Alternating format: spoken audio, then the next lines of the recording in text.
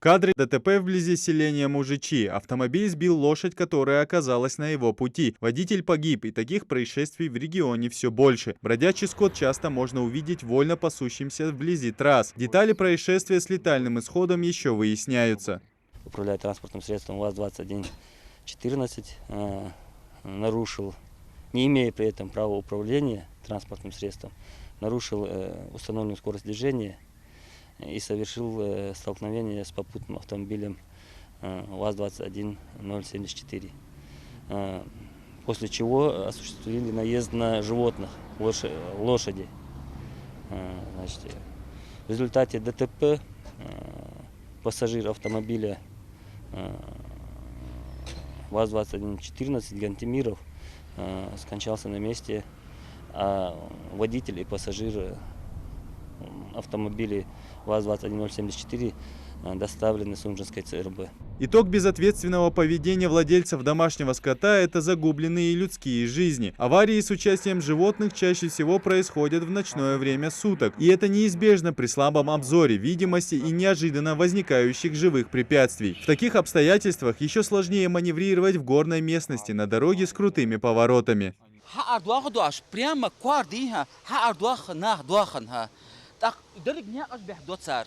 Из-за них аварии бывают.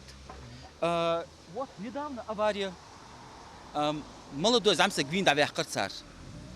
Искарбулака. Хабяка диха. Шизамсак. Вину ждет. Вот и все. Машины дуахан дуамодой, горжомей, дуамодой, нахбомбой. Там машины юхмей, нах халла ахшвашати, хамити, хайташта, юхи, поводизня. Годится. Все виноват это хозяйство, хозяин, который. Во-первых. Во-вторых, если едешь по селе, там указано, вот, сколько ты можешь ехать. Цена шива везет, цена норма заводия, шофер заводия, кор заводия, из худа, казик ди шофер нах бер кадар мог вот авижа сагмури, нагаз авижа сагдати адама вижу. Казик сабр халдис шофер водитель они ну, дохан лилде чарг, желилде чарг, млин шахвей. Ну, казик надо, даже мест ми дохан горсти жены.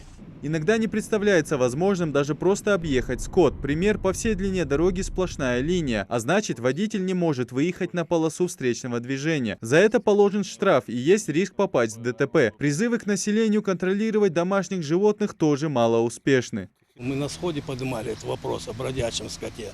Много раз об этом говорили у нас в мечетях. Имам рассказывал об этом. Поэтому у нас же сейчас массовое движение. Проезжают туристы, создают большие неудобства для проезжих людей. Очень создает неудобства нам. Поэтому мы обращались, нам обещали построить небольшой мост через Осу, чтобы мы могли скот перегонять в ту сторону. У нас проблема в чем? У нас вот есть фермерское хозяйство КФХ, 110 гектаров. У нас земля огорожена. У нас есть пастбище, у нас сенокос загороженный. Вот здесь сейчас кончится пора сенокосная, уже мы можем выгонять скот туда на сенокос, где убрали.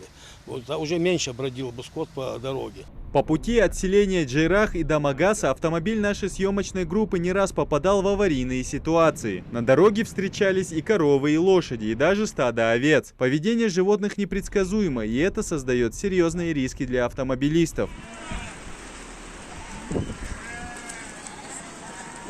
О проблеме бесхозных животных в регионе говорят не первый год. Предпринимались разные меры: штрафы для хозяев бродячего скота и специальные загоны для четвероногих нарушителей. Но судя по числу и тяжести аварий, все это бесполезно, пока люди не осознают ответственность за тех, кого приручили. Идрис Ижиев, Асхаб Белакиев, Новости 24.